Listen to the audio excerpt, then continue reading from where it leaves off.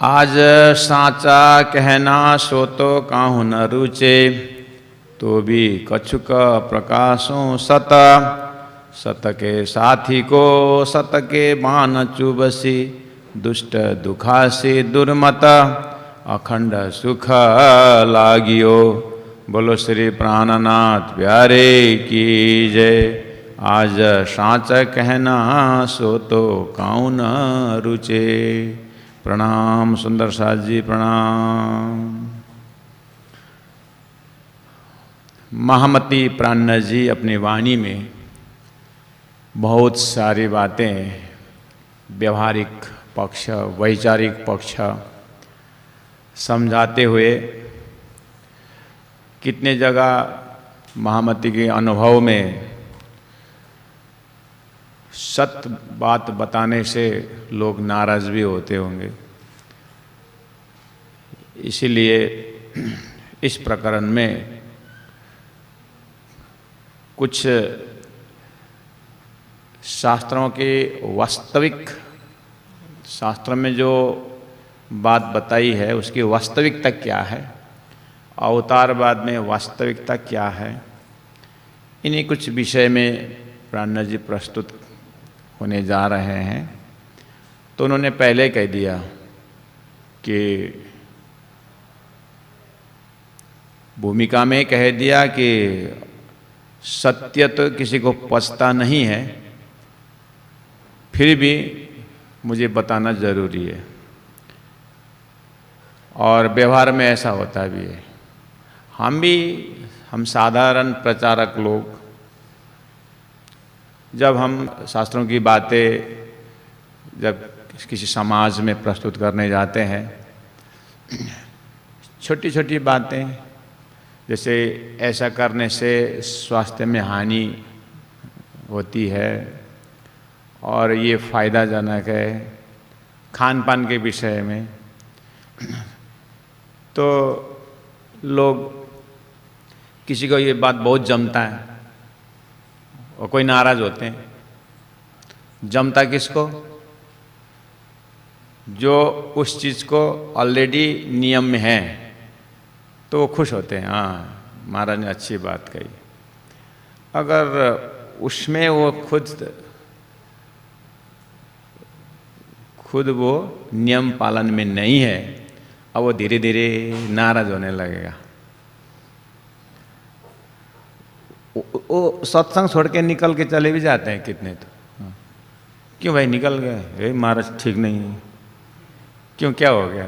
नहीं बाद में बताएंगे, ये महाराज ठीक नहीं। एक दो दिन बाद बात निकलती है, उस दिन बोल रहे थे तो अच्छा नहीं लगा, क्या हुआ? अरे बात ऐसे कपड़ा पहनते निकलते हैं, जो मन में आया बोल दिया। अरे हुआ क्या? कहाँ लिखा है ये प्याज लहसुन नहीं खाने का? कहाँ लिखा है? बस मुख में आए बोल दिए। तो क्यों नहीं खाना? तो सभी बोलते हैं, यही महाराज ने और अन्य भी बोलते हैं। अरे मुझे तो अच्छा नहीं लगा। अब जिसको लहसुन प्याज नहीं खाते हैं, थोड़ा सुबह जल्दी उठते हैं कुछ भजन भक्ति करने, तो ऐसे लोगों का हाँ हम जो कर रहे हैं अच्छा लगा, हम जो कर रहे हैं वही महाराज ने भी सपोर्ट में और अच्छे लॉजिक से दिया। हमारे तो माता पिता ने कहने पर कर रहे थे, लेकिन उन्होंने शास्त्र प्रमाण दे करके बात को पुष्टि करी तो उनको अच्छा लगता है। घर में ही माता पिता अपने बच्चे को जब बोलते हैं तो वही चीज़ एक बच्चा को अच्छा लगता है, एक को अच्छा नहीं लगता है। क्यों? क्योंकि वो माता पिता कहे प्रमाण नहीं चलता है तो उसको अच्छा नहीं लगता है। तो घर से लेकर के विश्व ब्रह्मांड तक यही बात है कि परब्रह्म परमात्मा की जब बात आती है, ये जो अनेक संप्रदाय और अनेक प्रकार के ये मतांतर धरती में दिखाई दिया है, क्यों? इसी का रिजल्ट है। जिनको जो अपना पसंद लगे कि उसको अब बना दिया, पंथ खड़ा कर दिए, उसको अच्छा लगता है अब वो उसका भी जमात हो जाता है। वो भी शास्त्र प्रमाण दे दे के बोलते हैं। हरिनाम कृता घृतम पिबेत, ये भी तो शास्त्र में है, ऋण करके भी घी पी लो।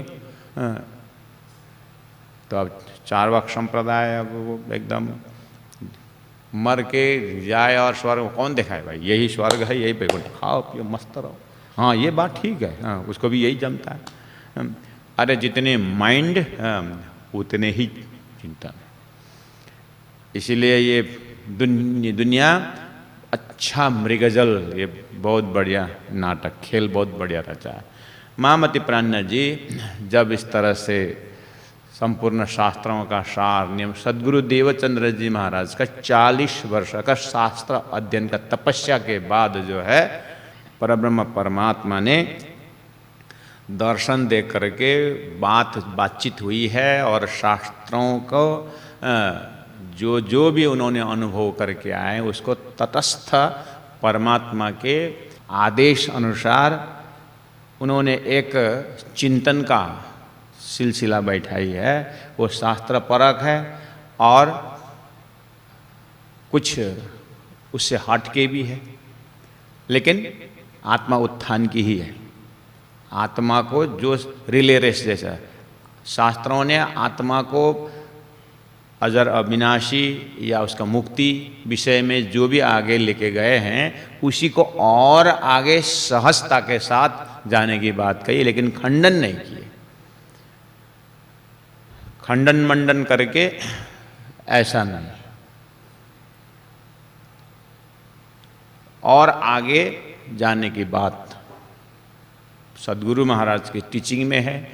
उसी चीज को महामती प्राज्ञ जी ने अपने जीवन में सद्गुरु के एकदम शास्त्र सम्मत बात को पहला उनको टीचिंग को उन्होंने साधा, उसके बाद फिर उनके मुखारविंद से वाणी अवतरणीय तारतम वाणी है। इसीलिए इसमें कोई चतुराई, ऐसा कोई छक्का पंजा अपना ही संप्रदाय आगे करे ऐसी बात नहीं है। संप्रदाय की बात ही नहीं है, सभी संप्रदाय और सभी धर्मों का निचोड़ सार तारतम ज्ञान है।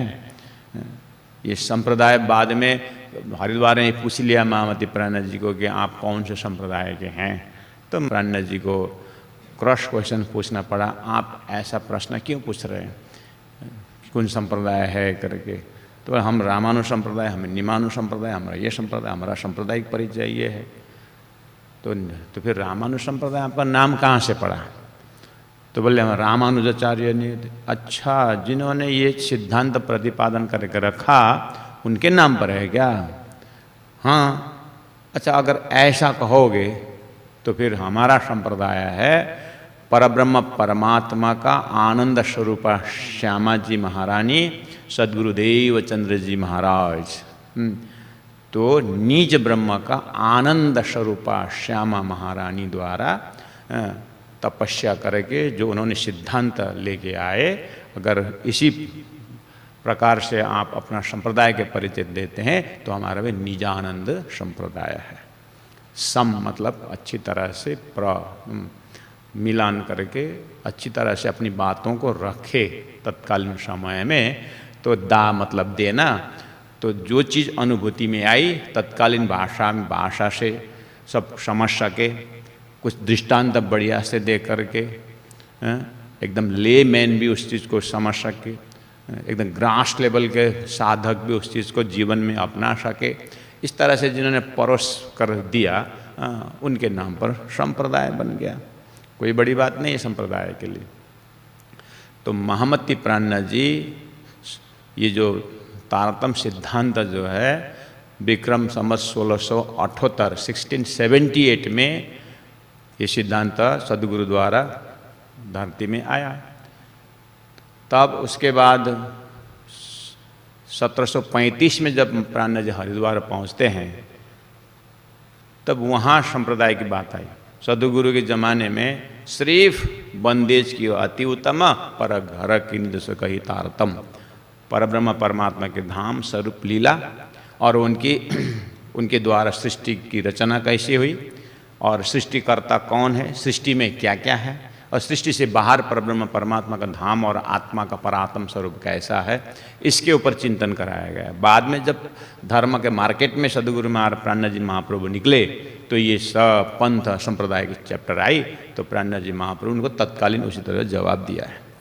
इसीलिए जब वो प्रचार में निकले, जब परमधाम की बातें, सदगुरु की जो सिद्धांतों को आगे बढ़ाने के लिए और संपूर्ण जीव के कल्याण के लिए, संपूर्ण आत्मा को मोक्ष देने दिलाने के इस हेतु से परब्रह्म परमात्मा ने उनको वजूद को, उनको शरीर को निकाला बाहर, तो रास्ता में जो जो आए। तो इसीलिए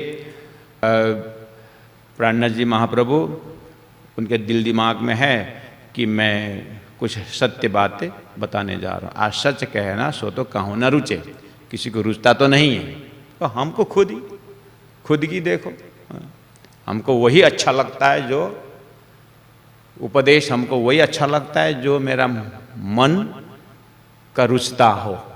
उसका थोड़ा सा विरोध गया, थोड़ा अपोजिशन गया तो हमें रुचि नहीं लगती है।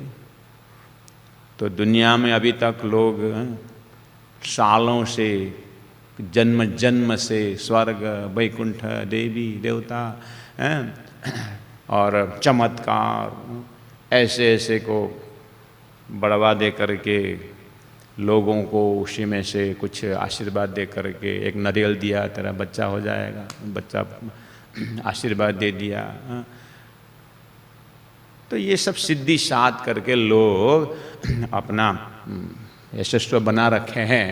अब उनको जा करके कह दे कि भाई ये सब तो तुम क्षणिक के चमत्कारिक सिद्धि में तुम इसमें फंस गए, तुम इससे अखंड मुक्ति नहीं है, ऐसे बात कह दें तो सामने वाला गुरु शिष्य दोनों नाराज हो जाएंगे।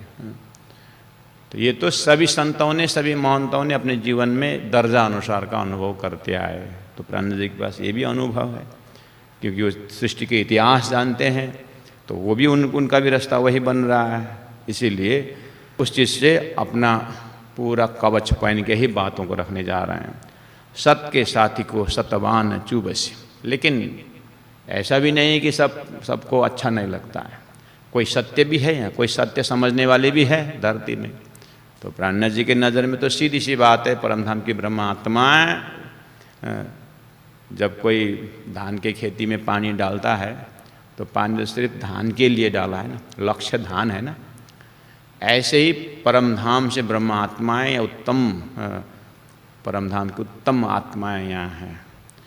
इसलिए मैं थोड़ा सा शंका डाल दूँ कि सामने वाले अब न जाने झुंड में कौन सुहागिन हो, इसलिए वो भी अंतरंग लक्ष्य तो है, लेकिन फिर भी अनंत जीव को भी इस ज्ञान से, इस सिद्धांत से, इस लक्ष्य से मोक्ष दिलाना है। तो बोलते हैं उनको सत्य बात चुबेसी, दुष्ट दुखासी दुर्मत। और दुर्मति वाले को, दुष्ट को तो दुख लगेगा, अब वो कहाँ संभालने जाए और सबको, बस अपना सिर बचा के करें। इसलिए कितने जगह लोग कथा चर्चा करते समय बहुत मुश्किल से प्रस्तुत रखना पड़ा, हेलमेट पहन करके कथा चर्चा करना पड़ता है। एक दो पत्थर हुआ है संतों के जीवन में ऐसा, पूरा तलवार निकल के सीधा स्टेज में आए हैं कितने जगह। और केले का जो स्टेज को तो पहला एडवर्टाइज तक केला का पेड़ गेट को तोड़ ताड़ करके उन्हें अपने कास्टिंग दिखाए, ऐसे ऐसे हमारे जीवन में हमने देखे हैं ऐसे। तब तक में तो बेचारा कथाकार तो एक गांव पार कर चुके हैं। ऐसे ऐसे हुए हैं जीवन में। गुरुजी मंगलदास जी के जीवन में जब प्रचार में जाते तो लोग कितनी निंदा करते हैं। एक पंडित जी कहा करते थे, जब वो गांव में गए कथा चलने तो ये तो खड़ा तिलक पहनते थे, ऐसे ऐसा लगाते। तो गांव में जो काम करने लोग, आया आया पंडित जी आया, जिनके सिर में कौवा बैठ करके विष्टा कर दिया है, ऐसे ऐसे गीत गाते थे। सिर में कौवा बैठ गया और विष्टा ऐसे नाम से, यहाँ तिलक है ना तो कौवा यहाँ बैठ गया। कैसे कैसे गीत बनाते हैं। तो हम जब विद्यार्थी थे तो जैसे कहीं स्कूल होते हुए सत्संग में जाए तो उधर से क्रॉसिंग में तो कुछ नहीं बोलते, सामने में तो कुछ नहीं बोलते, क्रॉसिंग होते समय बोलते नारायण नारायण नारायण बोलते, हमको धोती पहन कर देखते हुए। मजाक तो तभी से शुरू हो गया, साधु संत और चोटी जैसे देखा, ओ पंडित जी आपका एरियल कहाँ तक खींचता है करके हम बोलते हैं ये ब्रह्मांड पार करता है, हम बोल देते हैं क्या हम। तो ऐसी सी बात एकदम व्यवहारिकता से देखें तो सत्य बात परमात्मा की बात है, लोगों को मजाक सूझता ही है। उस समय खून बोलता है, उनका वंश बोलता है, वो नहीं बोलते हैं, वो अंदर सारा ऐसा अंकुर बोलता है।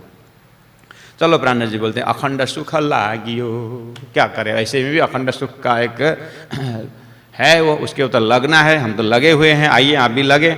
इस तरह से प्राण जी थोड़ा सा भूमिका बांध करके अब आम भक्ति परंपरा या धरती के साधक ज्ञानी भक्त सबको संबोधन करते हैं। तो पहला कम से कम चलें, थोड़ा अपने विषय वस्तु को रखने के लिए बोलते हैं कि सब हम जानते हैं, दुनिया सब जानती है, फिर भी अपने विषय वस्तु को रखने के लिए थोड़ा भूमिकात्मक तो जाना ही पड़ेगा। तो बोलते हैं वेदने पुराण शास्त्र सब उपजे, सबको पता है कि वेद पुराण शास्त्र देने वाले कौन है, हिंदू धर्म के व्यास गुरुदेव। पीछे भारत पर्व 18 पर्व वाला महाभारत, फिर भी दाज न मिटी व्यास जी की, व्यास जी का अंदर एक जलन, वो शांति नहीं हुआ, फिर वो दुखी हो गए, फिर रोने लगे, फिर तपस्या की जो भी है, फिर नारद जी मिले, नारद जी ने फिर चतुर्श्लोकी की भागवत सुनाए, फिर पीछे उदय भागवत सार सब जानते हैं। पांडे जी महाप्रभु सब भूमिका जाने समझे बातों को समझा करके आगे क्या बोलने वाला वो मुख्य चीज़ है। अब ये सुख की सागर सतबानी प्रगति, श्रीमद् भागवत को सुख सागर बोलते हैं, एकदम आनंद देने वाला सागर। सो लय साधु विचार, अब इसके ऊपर साधु संतों साधक ने बहुत विचार किया, अब उसके ऊपर विचार करके लोगों ने टीका लिखी, उसमें से एक अध्याय लेकर के अब जो भी वहाँ से उनको रुचता, सागर है, जो जो उठाने उठाते गए।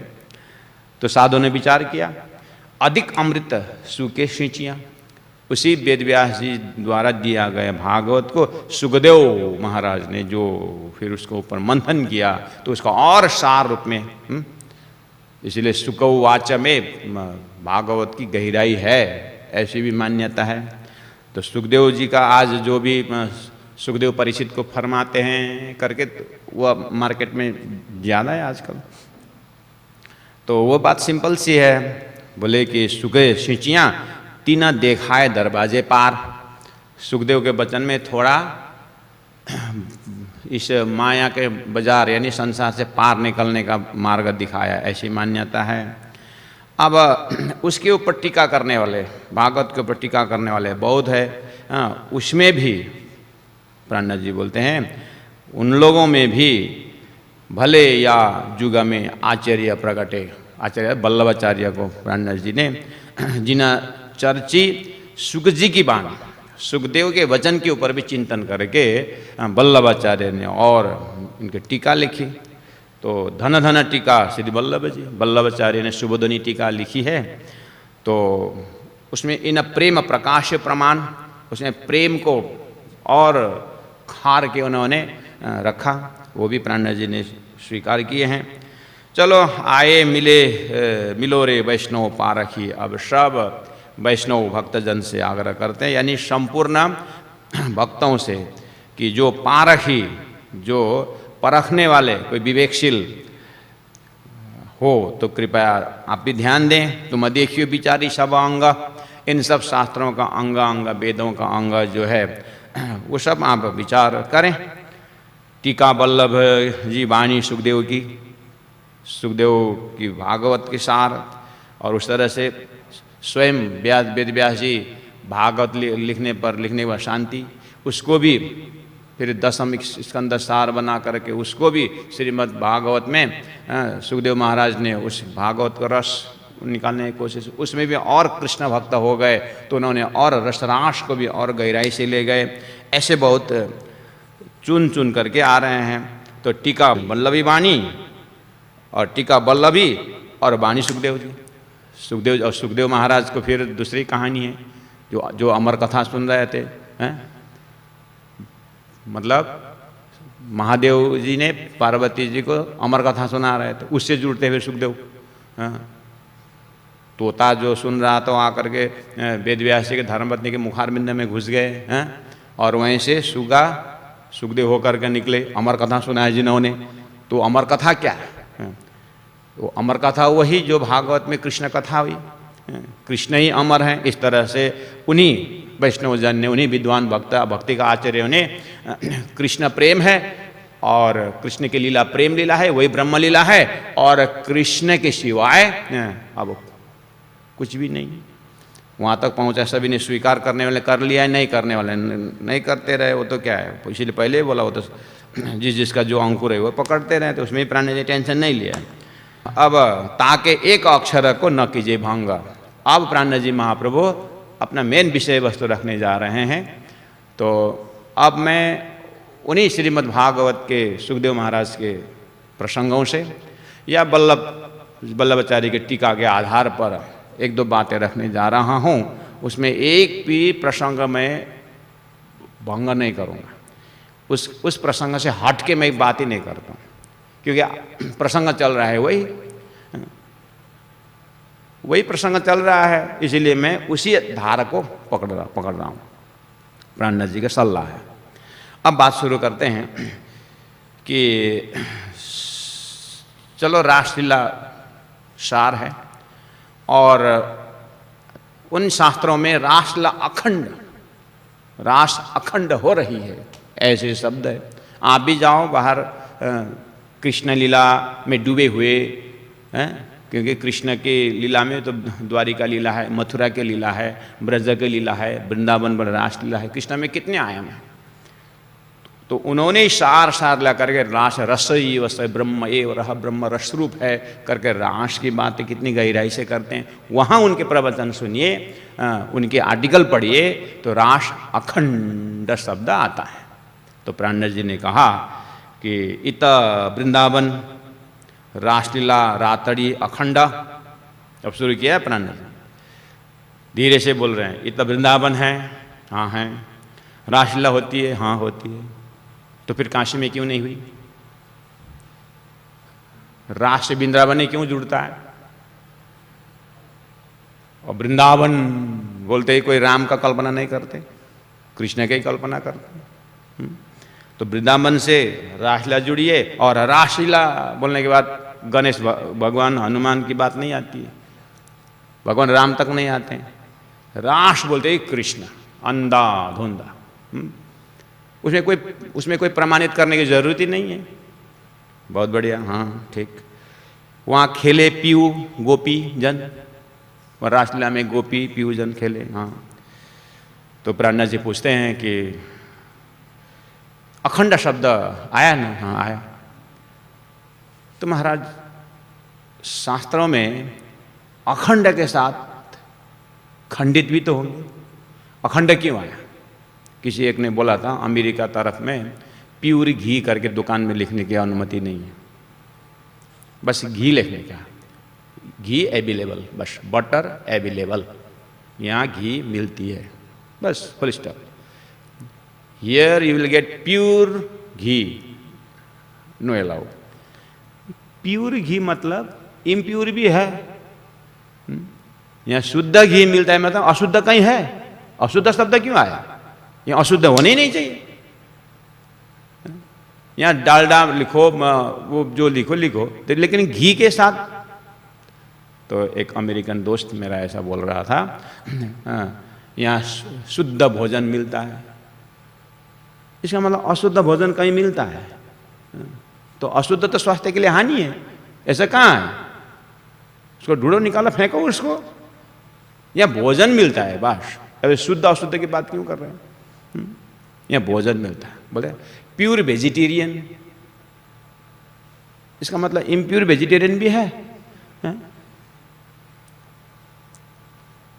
इसलिए तो कभी कभार हमको यहाँ शाकाहारी भोजन मिलता है, ठीक है, ये शाकाहारी है, दूसरा मांसाहारी है, वो तो क्लियर हो गया। तो शाकाहारी मिलता है करके हम जाते हैं, हो यह शाकाहारी भोजन है करके हम तो क्या जाते हैं, हमको लेके लोग जाते हैं, हमको लेके लोग जाते हैं। अरे हम भी कॉलेज का स्टूडेंट है, इसीलिए वहाँ से बोल रहा हूँ मैं। कॉलेज में जाते हैं तो कॉलेज में दोस्त के साथ जाना पड़ता है। हाँ। अरे हम भी कॉलेज में एनसीसी कैंप का कमांडर था, और डिबेट में पूरा दार्जिलिंग डिस्ट्रिक्ट में टॉप में था भाई। हाँ, तो एनसीसी कैंप का लीडिंग करने जाना पड़ता था।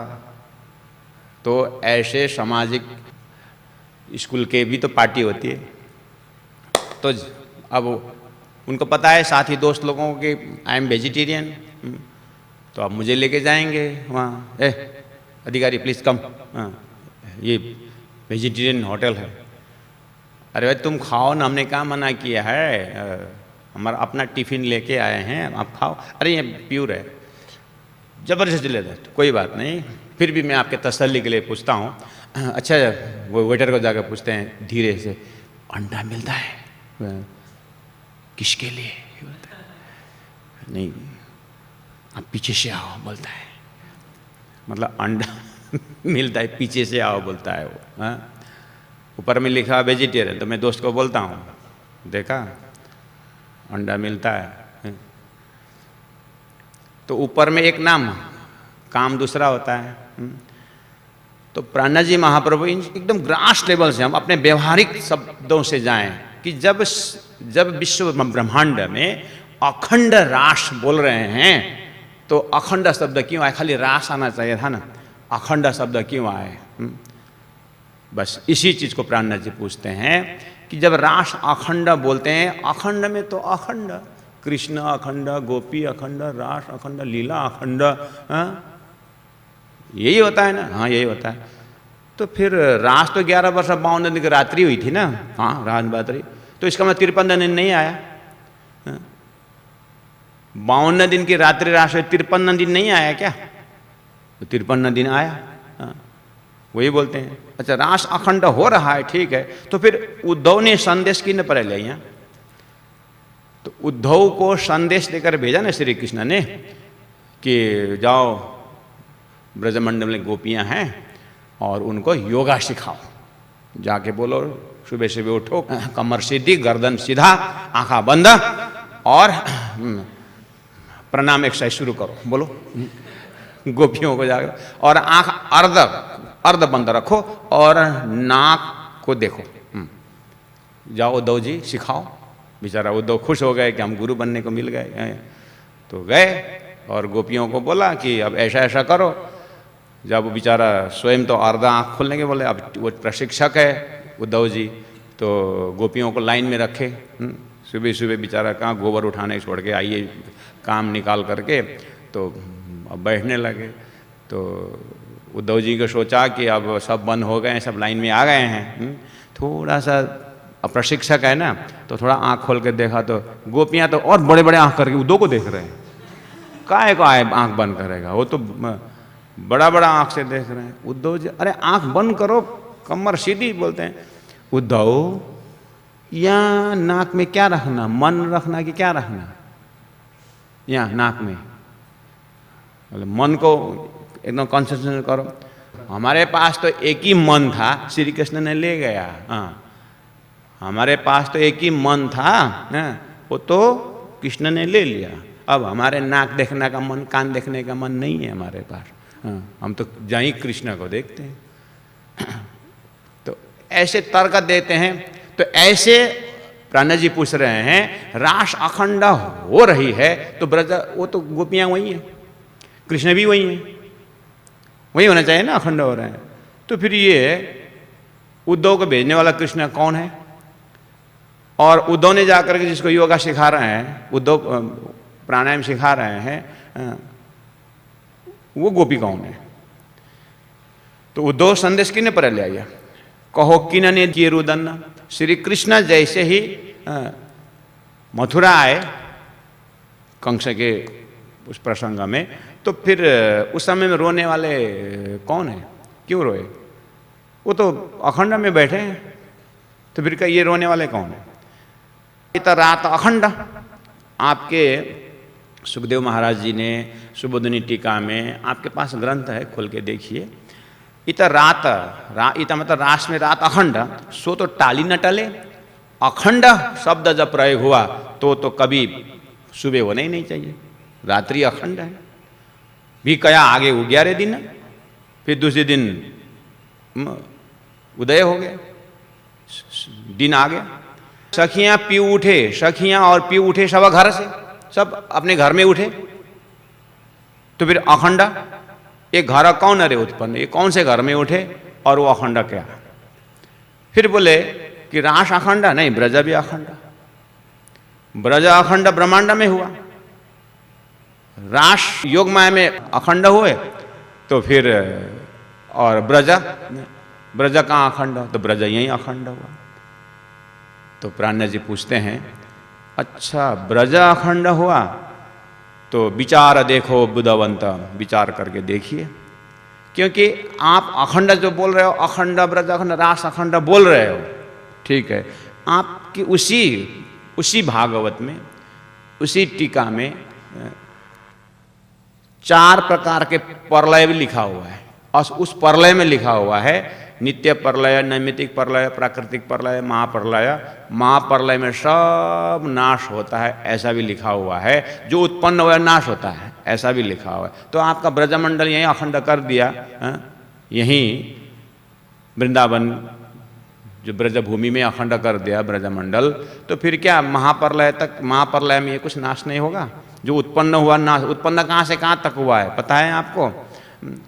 उत्पन्न जब बात आती है तो ब्रह्म से सृष्टि बनी, तो सृष्टि जब ये जो ये व्यष्टि सृष्टि है, वो समष्टि हो जाएगी, समष्टि में जगलीन हो जाएगी, ऐसे बात बताइए। तो अब ये बताइए कि जब ब्रह्मांड ही प्रलय में जा रहा है, एक रंचक न राखी 14 लोक की महाप्रलय, ऐसो अंत महाप्रलय, ऐसा लिखा। तो ब्रज ने रास, ब्रज और रास अखंड कहे प्रकट, सो तो नित नित नवले रंग। ब्रजरास तो विषय में तो शास्त्र में कहा है, टीका में कहा है कि वो तो नित नित नवले रंग, एक एक पल वो तो बढ़ता जाता है, आनंद और बढ़ता जाता है, ऐसा लिखा हुआ है। जब अखंड, जब खंडित हो रहा है ब्रह्मांड, तो ये नित नित नवले रंग, ये गुण कहाँ का है? एक रंचक रहे ना ब्रह्मांड के, ऐसा लिखा हुआ है। तो टीका ऐसा बोल रहा है कि महाप्रलय में एक कुछ भी, एक कण भी नहीं रहता है, ऐसा लिखा हुआ है टीका में और भागवत में। तो रात दिन अखंड कहे ब्रज में, दिन नाहे वृंदावन। अब ब्रजरास अखंड बोलते हो, अगर एक ही जगह अखंड देखिए, ब्रज दिन में है और रास रात में है, तो दिन रात एक ही जगह कैसे अखंड हुआ? दिन हो तो रात नहीं, रात हो तो दिन नहीं, ऐसा शंका है। तो फिर अखंड एक ही जगह कैसे हुआ? रात अखंड लीला खेलहीं दो, कैसे अखंड बिलास, दो एक ही जगह कैसे अखंड होता है? ब्रजरास दो नित कही खेले दो लीला, बाल और किशोर। वो एक बाल लीला, एक किशोर लीला है। तो बाल लीला भी अखंड, किशोर लीला, एक ही आदमी दो प्रकार से कैसे एक ही लीला कर रहा है? तो मथुरा आए, कौन सा किसने मारा? फिर जब वहाँ रास, ब्रज भी अखंड है, रास भी अखंड है, तो ब्रज अखंड है तो ब्रज अखंड हुआ, तो फिर कृष्ण वही है, और रास अखंड है तो कृष्ण रास में ही है। तो फिर ये बताइए, तो फिर कौन सा किसने मारा? मथुरा आए, कौन सा किन्ने मारिया? एक कौन भाई तीसरा लीला, क्योंकि ब्रज एक लीला हुआ, रास दूसरी लीला है, और मथुरा में तीसरी लीला। ये लीला क्या है? प्राण जी बोलो, पूछो, अपने गुरु को पूछो या पूछ के बताओ, या तो बोलो फिर टीका भूलिया टीका करता है, टीका में गलती लिखी ऐसा बोलो, फिर तो फिर आपको जुआ खींचूंगा, जुआ काटिए जो टीका को टेढ़ा कहे। टीका को गलत, शास्त्र को गलत बोलना नहीं चाहिए। आप बिल्कुल इसको तो हम सुनने ही नहीं चाहते कि अगर आप इस तरह से टीका को गलती बोलोगे। तो कहने का मतलब प्राण जी, वल्लभाचार्य के टीका हो चाहे वेद शास्त्र, कितने भाव से रखते हैं, कोई उल्टा पुल्टा करने का अधिकार नहीं है। तुम भूले करता अनर्थ, तुम भूल करके अनर्थ कर सकते हो, वो हम कुछ नहीं बोलेंगे, लेकिन टीका को गलत नहीं करना चाहिए। तुम आंकड़ी न पाई ता अखंड किया, तो ये न खुले रे द्वार, तुम समझे नहीं वाणी सुखदेव जी, तो हृदय रहे रे अंधार। जब प्राणनाथ जी के पूरा शास्त्रार्थ जब उनसे बात हुई तो कोई इस चीज को उत्तर दे नहीं पाए। तो प्राणनाथ जी ने कहा बस आप लोग शास्त्र वेद जो देख रहे हो ना, शब्दार्थ देखते हो, थोड़ा बहुत लक्ष्यार्थ भी देखे जैसे करते हो, लेकिन आपकी तरफ से पूरी प्रयास है उस चीज़ को उजागर करने के लिए। और जो मैं प्रश्न पूछ रहा हूँ उस प्रश्न का जवाब आप नहीं दे पाओगे और नहीं दोगे, इसमें मुझे कोई दुख नहीं है, क्योंकि आपको ना परमात्मा की कृपा होते होते यहाँ तक आया है और आगे एक सद्गुरु की कृपा की जरूरत है। अर्थात आपको एक ज्ञान जो है संसार में, भौतिक ज्ञान और आध्यात्मिक ज्ञान, और आगे जा कर के एक तारतम्य ज्ञान, एक तारतम्य दृष्टि परमात्मा ने संसार में बहुत समय में आकर के दिए हुए हैं।